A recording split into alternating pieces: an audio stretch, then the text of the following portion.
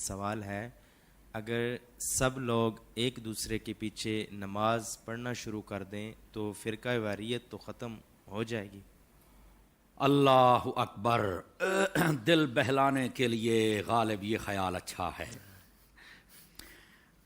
بیٹھیے حضرت شاہ صاحب، آپ نے سوال اچھا کیا ہے، چونکہ یہ سید صاحب ہیں جی اور زمانے کی نبض پر ہاتھ رکھنے والے لوگ ہیں۔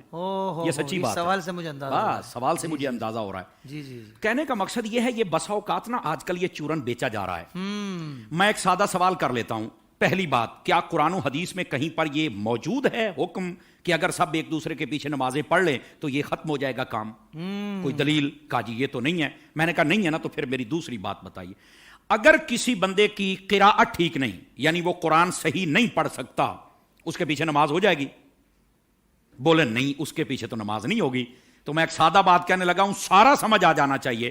جس کا قرآن ٹھیک نہیں ہے، جب اس کے پیچھے نماز نہیں ہوتی، تو جس کا ایمان ٹھیک نہیں ہے اس کے پیچھے ہماری نماز کیسے ہو جائے گی؟ کیا کہنے علامہ صاحب۔ بات دراصل یہ نہیں کہ کس کے پیچھے نماز پڑھنی، بات یہ کہ جو مصلی پر کھڑا ہے نا، آپ نے دیکھنا اس کا عقیدہ بھی درست ہے کہ نہیں ہے۔ جی جی جی جی جی میں آپ کو اس سے بھی ایک سادہ مثال دے دیتا ہوں۔ دیکھیے، ہم پیچھے کھڑے ہیں، ہم نے کہا پیچھے سے امام کے اللہ اکبر، بھائی جو مصلی پہ کھڑا ہے حضرت، وہ بھی تو دیکھو نا، یہ کس امام کے پیچھے ہے؟ آیا کہ یزید کو امام کہنے والا ہے یا حسین کو امام کہنے والا ہے؟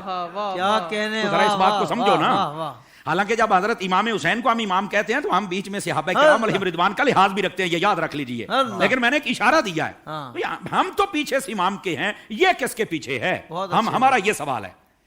اب جہاں میں اگلی بات بھی بتا دوں، جن لوگوں کو یہ شوق ہوتا ہے، میں نے کہا یار ساری باتیں چھوڑ دے، میں آپ کو ایک حدیث سناتا ہوں کنز الاموال سے، علی المتقی الہندی رحمۃ اللہ علیہ آپ نے لکھا ہے۔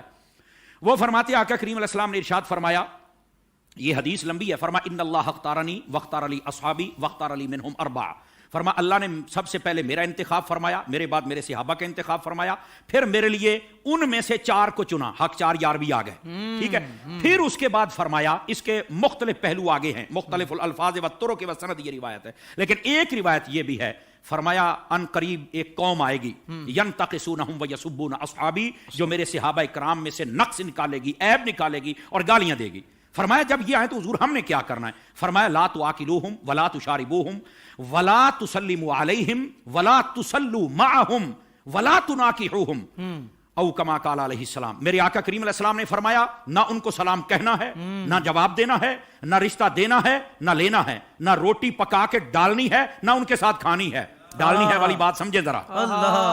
اور میرے نبی کریم علیہ السلام نے فرمایا، مر جائیں تو جنازہ نہیں پڑھنا، ان کے ساتھ نماز نہیں پڑھنی، سمجھ آ رہی؟ ان کے ساتھ نکاح نہیں کرنا۔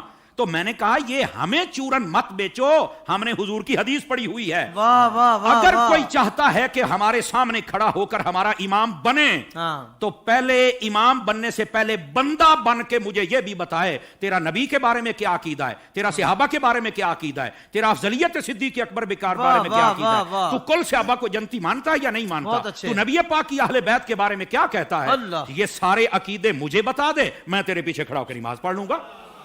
کیا کہنے، کیا کہنے۔